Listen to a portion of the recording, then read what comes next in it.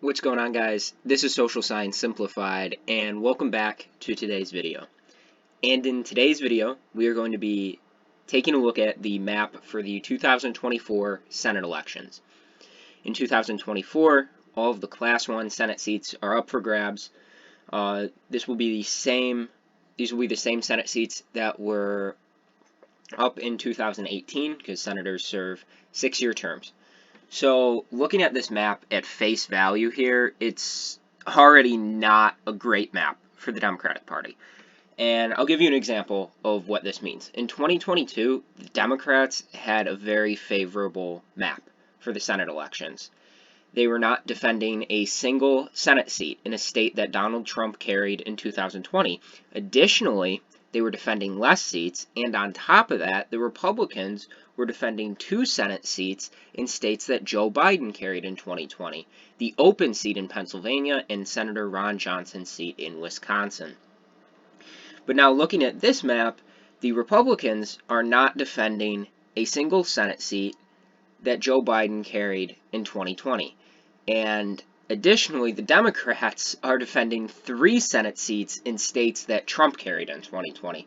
So the math on this, the map has almost completely flipped here. And additionally, the Democrats don't have any really good pickup opportunities. I mean, there's Texas and there's Florida. Senator Ted Cruz in Texas, Senator Rick Scott in Florida. Are those good pickup opportunities? Florida went to Marco Rubio by 17 points in 2022. Ted Cruz could be considered vulnerable because he's had a number of controversies throughout his term. But that, on the flip side, could also be beneficial to Democrats since they don't have to spend any money on races where they're trying to pick up a Senate seat. They could spend money on races where they're trying to defend Senate seats. For example, Jon Tester in Montana. Once again, Trump carried that state in 2020. Sherrod Brown in Ohio and Joe Manchin in West Virginia. Trump carried all 3 of those states in 2020. Additionally, the Democrats might have to defend other possibly competitive seats, such as Senator Kyrsten Sinema's seat in Arizona and Senator Jackie Rosen's seat in Nevada. As far as the Rust Belt goes, I feel that Bob Casey, Debbie Stabenow, Tammy Baldwin, and Amy Klobuchar are very strong candidates, and that they'll be able to differentiate themselves from the fact that it's a presidential election year. They'll be able to stand out, and I think they'll be able to win re-election without any major complications there. But now, looking at this map, it's still not favorable to the Democrats. So you have probably 5 seats that the Republicans are going to be targeting right away, and those are Montana, Ohio, West Virginia, Nevada, and Arizona.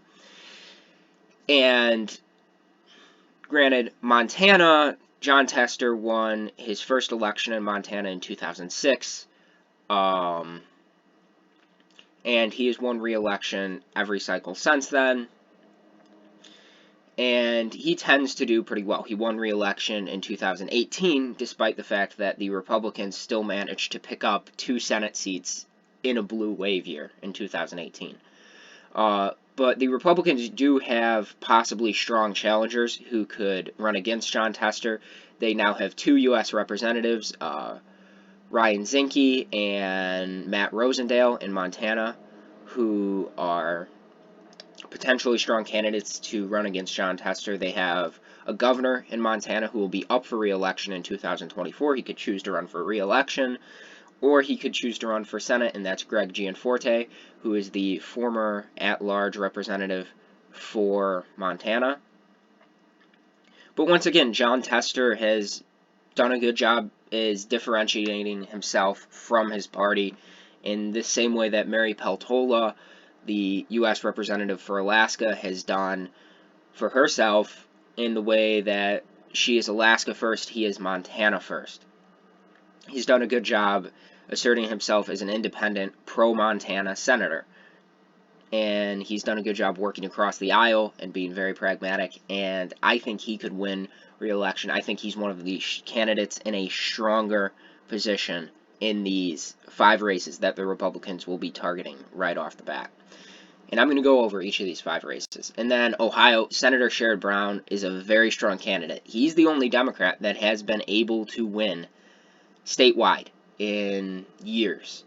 And in 2018, he won re-election by 7 points. He carried quite a few of Ohio's congressional districts. Even though he's a senator, they can break down results by congressional district, and he carried quite a few congressional districts that Republicans also won. And he's a very strong candidate, and I believe that he will be the safest of these 3 in states that Donald Trump won in 2020. I believe that Sherrod Brown will be the safest Democrat and the hardest one to beat. And now moving on to West Virginia, Senator Joe Manchin has obviously asserted himself as a very independently minded Democrat. He has voted against Joe Biden, but the question is, has he done it enough to the point where voters in West Virginia will send him back to Washington? And I was thinking that if Jim Justice, who is the governor of West Virginia, who is a former Democrat who switched parties while in office, were to run against him, that race would be very much in favor of the Republicans and Jim Justice. However, it does not look like Jim Justice is going to run, and it looks like this could be a rematch of 2018, where Joe Manchin beat, I believe it was the Attorney General, John Race, and Race said he is considering running, and Joe Manchin beat him by around 3 points. And generally, I would put this race in the Republicans column, and once again, I'm just throwing out ideas today. I'm not making any official predictions. We're just taking a look at this map. You know, candidates aren't on the ballot. Candidates haven't filed yet. I believe that Joe Manchin would very narrowly beat John Race, simply because he did it in 2018 and he still asserted his independence from even his own political party. So I believe that Joe Manchin would win re-election in that scenario. But then again, it is also a presidential election year where voters tend to vote more either completely Democrat or completely Republican up and down the ticket. So that is another dynamic that's playing into that Senate race. So I'm not making any official predictions, but I believe that, one, Joe Manchin would be the easiest Democratic senator for Republicans to unseat. Trump carried West Virginia with 63% of the vote, I think. It was over 60%, might have even been 65%. But I believe that Joe Manchin still has a chance of winning re-election in 2024. And now moving on to the 2 other seats that Democrats are holding that are likely to be the most competitive, and those are Nevada and Arizona. In Nevada, Senator Jackie Rosen won her first election in 2018, defeating incumbent Senator Dean Heller. And I believe she's a relatively strong candidate, and given what we saw last week in Nevada with Senator Catherine Cortez Masto defeating Adam Laxalt, who was a Republican candidate who knew how to win statewide, I believe that Jackie Rosen will win her re-election in 2024. Once again, it might be very competitive, just like Catherine Cortez Masto's race was last week. But I believe that Senator Jackie Rosen will win re-election. And now moving on to the final state, and that is Arizona. And incumbent Democratic Senator Kyrsten Sinema is very controversial. She's not that well liked by Democrats. She's not that well liked by independents. She's not that well liked by Republicans. And she's been censured by the Arizona Democratic Party, and there's a chance that she draws a primary challenge. And that would certainly be interesting, because if she were to be successfully primaried by the Democratic Party, then it would be an open seat. And she won her election in 2018. I believe that other than the 3 Democratic senators in the states that Donald Trump carried in 2020, Senator Kyrsten Sinema in Arizona is the most vulnerable Democratic incumbent. And while I believe that chances are, if she wins her primary, she will win re-election, I believe that this race will be much more competitive than Mark Kelly's race was last Tuesday. Mark Kelly won his re-election campaign by around 5 points. I believe that Kyrsten Sinema's re-election campaign will be much more competitive than that. And anyways, guys, that's a look at the 2024 map from the Democratic side. Now I'm going to take a quick look at Texas and Florida here. Starting with Florida, Senator Rick Scott won his campaign in 2018, narrowly unseating incumbent Democratic Senator Ben Nelson. And I believe that the Democrats could potentially target this Senate seat in 2024.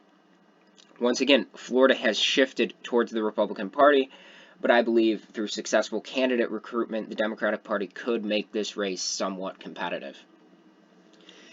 And then as far as I'm concerned, the most competitive seat held by a Republican in this cycle will be the Texas Senate seat held by Senator Ted Cruz. I believe that because of Ted Cruz's numerous controversies throughout this term, including flying to Cancun during the mass power outages in Texas, as well as his further right leanings, he could be targeted by the Democratic Party Senate campaign arm, and I believe that that makes him a weaker candidate, especially in a state that has trended towards the Democratic Party in recent years, like Texas. Even though you saw incumbent governor, who's a Republican, Greg Abbott, win re-election by 10 points last week, Ted Cruz only won by around 2 points in 2018, and I believe because of his numerous controversies,